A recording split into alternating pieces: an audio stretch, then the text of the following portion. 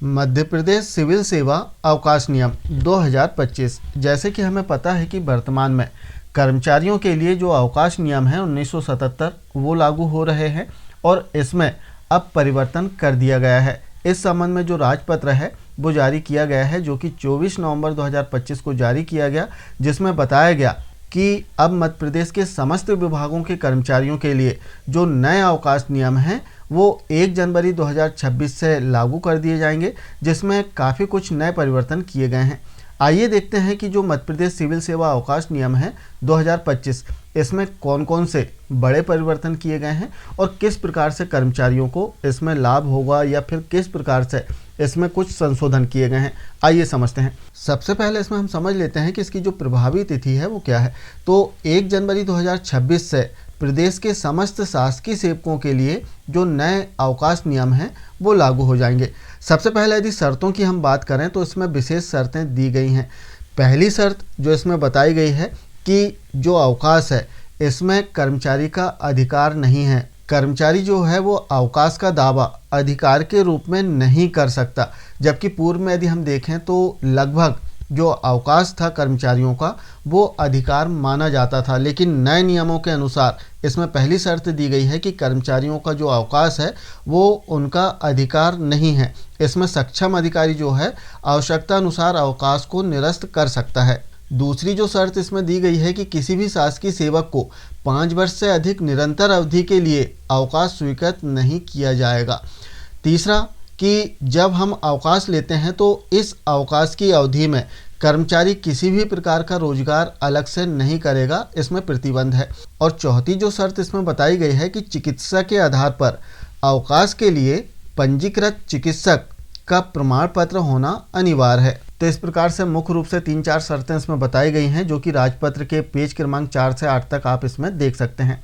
आइए हम समझते हैं कि मुख्य अवकाश कौन कौन से होते हैं और इसमें क्या क्या परिवर्तन किया गया है। जिसमें सबसे पहले यदि हम देखें तो अर्जित अवकाश, अर्न लीव।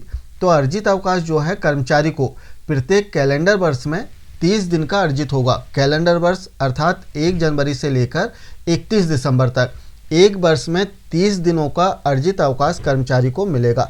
इसमें एक और बात है कि जो 30 दिन का अर्जित अवकाश है वो 2 किस्तों में जमा होगा। पहली किस्त 15 दिन की होगी जो कि 1 जनवरी को जमा की जाएगी। वहीं जो दूसरी किस्त है 6 माह के पश्चात अर्थात 1 जुलाई को कर्मचारी को अग्रिम रूप से जमा कर दी जाएगी। तो इस प्रकार से 30 दिनों का जो अग्रिम अवकाश है वो कर्मचारियों को प्राप्त होगा।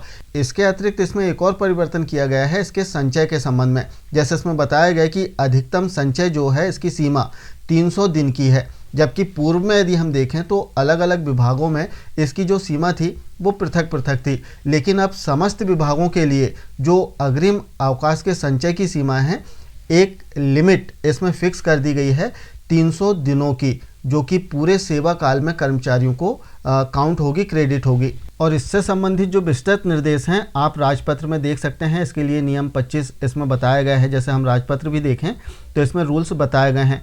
जैसे 25 बिंदु क्रमांक 25 में आप अर्जित अवकाश के संबंध में देख सकते हैं। जैसे राजपत्र में आप देखेंगे अध्याय 4 में बिंदु क्रमांक 25 में इसके विस्तृत निर्देश दिए गए हैं। तो इसकी विस्तृत जानकारी के लिए आपको राजपत्र का अध्ययन करना भी अनिवार्य है।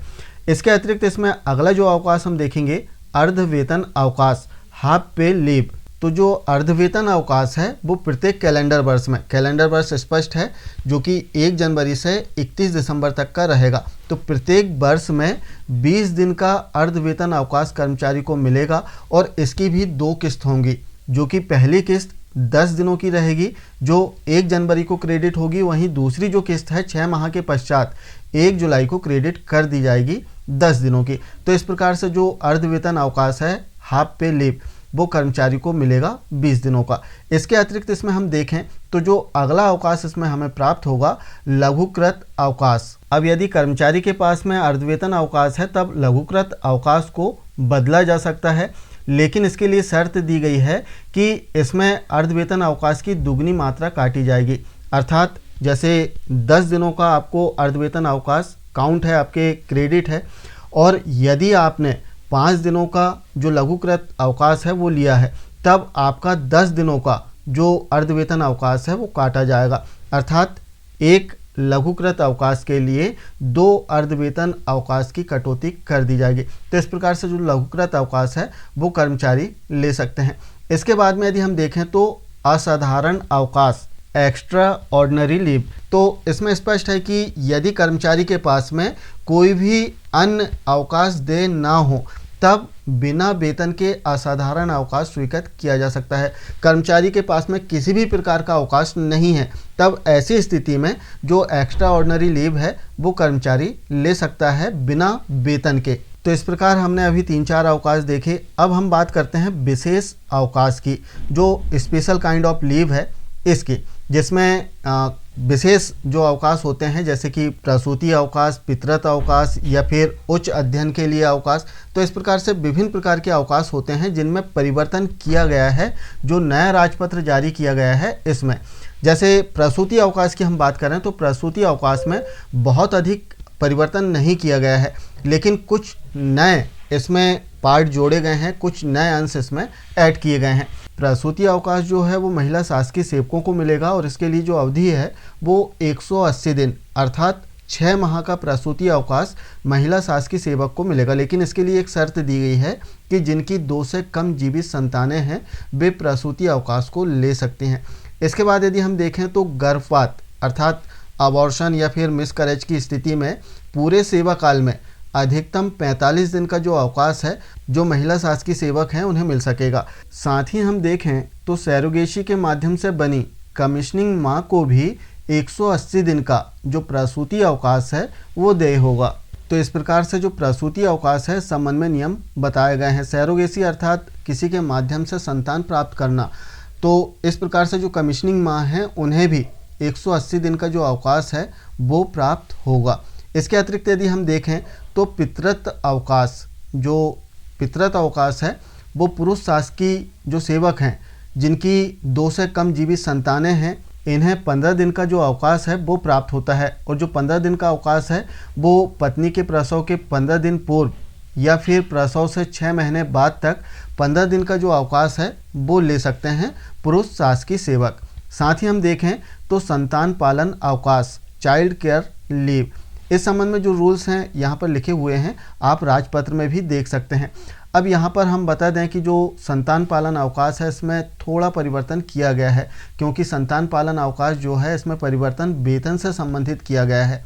संतान पालन अवकाश इसमें स्पष्ट रूप से है कि महिला शासकीय सेवक या एकल पुरुष सेवक जिनकी 2 ज्येष्ठ जीवित संतानें 18 वर्ष की आयु पूर्ण करते तक जो शासकीय कर्मचारी हैं, महिला शासकीय सेवक या पुरुष सेवक, वो ले सकते हैं इनकी देखभाल के लिए। कब तक ले सकते हैं?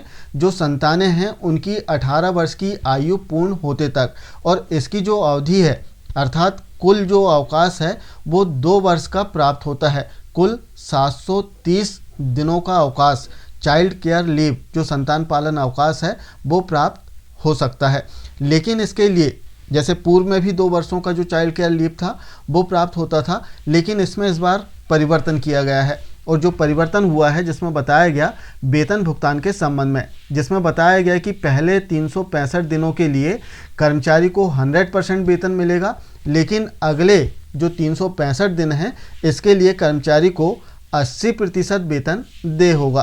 तो इस प्रकार से इसमें परिवर्तन किया गया है। चूँकि जो चाइल्ड केयर लीव है पूर्व में भी 2 वर्षों का प्राप्त होता था और संतान की 18 वर्ष की आयु पूर्ण करते तक कर्मचारी अपनी सुविधा अनुसार इसमें अवकाश ले सकते थे कभी भी, लेकिन इसमें अब वेतन से संबंधित परिवर्तन कर दिया गया है। साथ ही इसमें बताया गया कि जो अवकाश है जो CCL है वो 1 वर्ष में, 1 कैलेंडर वर्ष में 3 बार से अधिक नहीं लिया जा सकेगा। तो इस प्रकार से महत्वपूर्ण परिवर्तन जो है वो संतान पालन अवकाश जो चाइल्ड केयर लीव है इसमें किया गया है। इसके अतिरिक्त यदि हम देखें तो दत्तक ग्रहण अवकाश, यदि हम बच्चे अडॉप्ट करते हैं, बच्चों को गोद लेते हैं, इस संबंध में भी अवकाश के नियम इसमें बताए गए हैं। पुरुष कर्मचारी 15 दिन का जो अवकाश है वो ले सकते हैं 1 वर्ष से कम आयु के बच्चों को गोद लेने पर। वहीं जो महिला कर्मचारी है वो 1 वर्ष से कम आयु के बच्चे को गोद लेने पर 180 दिन अर्थात 6 माह का जो अवकाश है दत्तक ग्रहण अवकाश वो ले सकते हैं। तो इस प्रकार से जो मुख्य अवकाश है हमने देखा। इसके अतिरिक्त अन्य और भी अवकाश कर्मचारियों को प्राप्त होते हैं। जैसे हम बात करें, उच्च अध्ययन के लिए अवकाश कर्मचारी ले सकते हैं, जो कि 24 माह अर्थात 2 वर्ष का जो अवकाश है वो कर्मचारी को प्राप्त हो सकता है, लेकिन इसके लिए शर्त है कि 5 वर्ष की सेवा पूर्ण होने के बाद ही जो अध्ययन अवकाश है वो कर्मचारी को प्राप्त होता है। और एक बार में साधारणतः 12 माह तक का जो अवकाश है वो स्वीकृत किया जा सकता है। इसके अतिरिक्त अवकाश नकदीकरण के संबंध में बताया गया है रूल्स 57 में बिंदु क्रमांक 57 में राजपत्र के, जिसमें बताया गया है कि सेवानिवृत्ति पर शासकीय सेवक अपने खाते में जमा अर्जित अवकाश और जो अर्धवेतन अवकाश है, अर्धवेतन अवकाश जो कि 1 कैलेंडर वर्ष में 20 मिलते हैं और जो अर्जित अवकाश है 1 कैलेंडर वर्ष में 30 मिलते हैं, और अधिकतम 300 दिन का जो अर्जित और अर्धवेतन अवकाश है इसकी नगद राशि कर्मचारी प्राप्त कर सकते हैं। तो इस प्रकार से अवकाश नकदीकरण के संबंध में निर्देश दिए गए। मध्य प्रदेश अवकाश नियम में यदि हम तुलना करें, जो पूर्व का अवकाश नियम था 1977 और जो वर्तमान का अवकाश नियम है इसमें, तो जो वर्तमान का अवकाश नियम है 1 जनवरी 2026 से लागू हो जाएगा, जबकि 1977 से जो पूर्व का पुराना जो अवकाश नियम था वो लागू था। इसके अतिरिक्त समस्त नियमित कर्मचारी के लिए दोनों ही अवकाश नियम लागू होंगे। आगे यदि हम देखें तो जो अर्जित अवकाश है, पूर्व का जो पुराना जो अवकाश नियम था इसमें भी कर्मचारियों को 30 दिन का, 1 कैलेंडर वर्ष में 30 दिन का अर्जित अवकाश प्राप्त होता था। वहीं नए नियमों के अनुसार भी 30 दिनों का जो अर्जित अवकाश है कर्मचारी को प्राप्त होगा, लेकिन स्पष्ट निर्देश इसमें दिए गए हैं। साथ ही इसमें बताया गया कि कैलेंडर वर्ष में 2 किस्तों में कर्मचारियों को जो अर्जित अवकाश है वो क्रेडिट होंगे। 1 जनवरी को 15 दिन का जो अवकाश है अर्जित अवकाश वो क्रेडिट होगा। वहीं 6 महीने के पश्चात 1 जुलाई को अगले 15 दिनों का जो अर्जित अवकाश है वो कर्मचारियों को प्राप्त हो जाएगा, क्रेडिट हो जाएगा। वहीं चाइल्ड केयर लीव की यदि हम बात करें तो इसमें बहुत अधिक परिवर्तन किया गया है। पहले केवल महिला कर्मचारियों के लिए चाइल्ड केयर लीव प्राप्त होता था, लेकिन वर्तमान में यदि हम देखें तो महिला, सैरोगेट, कमीशनिंग माँ और जो सिंगल फादर है इनके लिए भी चाइल्ड केयर लीव जो है वो प्राप्त होगा। साथ ही इसमें वेतन के संबंध में बड़ा परिवर्तन किया गया है। CCL में यदि हम देखें तो पूर्व में 2 वर्ष का पूरा 100% वेतन जो है कर्मचारी को प्राप्त होता था जब वो CCL में रहते थे, जब अवकाश में रहते थे चाइल्ड केयर लीव में, तब 2 वर्ष अर्थात 730 दिनों का इन्हें पूर्ण वेतन मिलता था। लेकिन वर्तमान में यदि हम देखें तो इसमें परिवर्तन किया गया है। अब प्रारंभिक जो 365 दिन रहेंगे इसमें कर्मचारी को तो 100% वेतन मिल जाएगा, लेकिन जो अगले 365 दिन हैं इसमें कर्मचारी को 80% वेतन ही प्राप्त होगा। इसके अतिरिक्त यदि हम देखें तो पितृत्व अवकाश, जो पुरुष शासकीय सेवक हैं उन्हें 15 दिनों का पितृत्व अवकाश प्राप्त होगा। पूर्व में भी प्राप्त होता था, लेकिन इसमें यदि हम देखें तो यदि जो दत्तक संतान है अर्थात किसी संतान को गोद लिए हैं, तब ऐसी संतानों के लिए स्पष्ट निर्देश नहीं थे। ऐसी संतानों के लिए, दत्तक संतानों के लिए अब सभी विभागों में जो पितृत्व अवकाश है वो पुरुष शासकीय सेवक को प्राप्त होगा, जो कि 15 दिनों का रहेगा।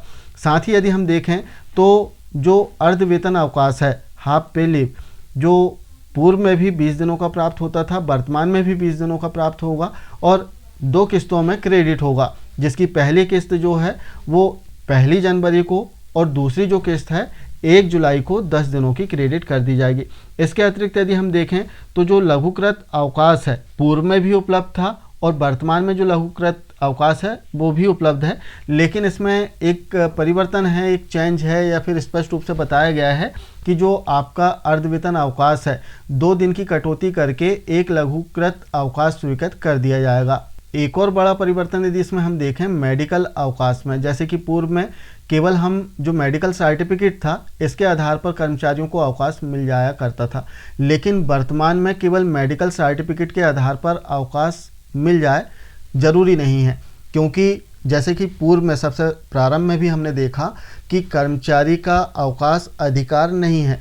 अब यदि जो अधिकारी है उनकी स्वीकृति के बिना जो अवकाश है वो मान्य नहीं होगा। यदि कर्मचारी को लगता है कि अवकाश नहीं देना है तब मेडिकल सर्टिफिकेट के आधार पर भी आपको अवकाश प्राप्त नहीं होगा। तो इस प्रकार से जो मेडिकल अवकाश है इसमें परिवर्तन किया गया है। साथ ही अध्ययन अवकाश की हम बात करें तो पूर्व में भी अध्ययन अवकाश प्राप्त होता था कर्मचारी को और वर्तमान में भी अध्ययन अवकाश कर्मचारी को प्राप्त होगा, जो कि 24 माह का है, लेकिन इसके लिए स्वयं के खर्च पर इन्हें अवकाश प्राप्त होगा।